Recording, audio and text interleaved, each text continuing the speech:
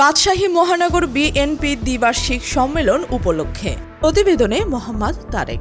আজ দুপুর 2টায় রাজশাহী ঐতিহ্যবাহী মাদ্রাসা মাঠের সামনে রোডে বাংলাদেশ জাতীয়তাবাদী দলের উদ্যোগে সম্মেলন অনুষ্ঠিত হয়। উক্ত অনুষ্ঠানে ভার্চুয়াল বক্তব্য রাখেন ভারপ্রাপ্ত চেয়ারম্যান তারেক রহমান। উক্ত অনুষ্ঠানে উপস্থিত ছিলেন রাজশাহী মহানগর কৃষক দলের মোহাম্মদ শরীফুল জামান শামীম, চন্দ্রিমা থানার কৃষক দলের সিনিয়র আহ্বায়ক শরীফ, মহানগর যুগ্ম আহ্বায়ক কৃষক দলের শাওন।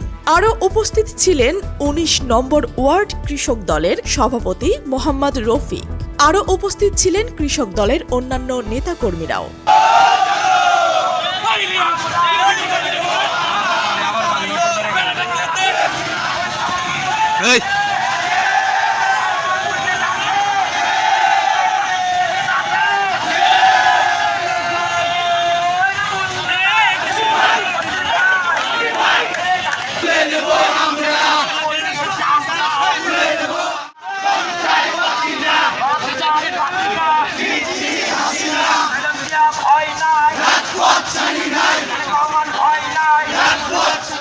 রাজশাহী মহানগর বিএনপির পক্ষ থেকে এই দ্বিবার্ষিক সম্মেলন সফল হয় এই আশা ব্যক্ত রেখে আমি আমার সংক্ষিপ্ত বক্তব্য শেষ করছি।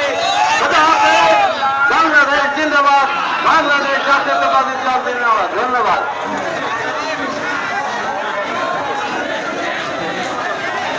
এই পর্যায়ে বক্তব্য নিয়ে আসছেন রাজশাহী মহানগর বিএনপি যুগ্ম আহ্বায়ক অলিউল হক রানা।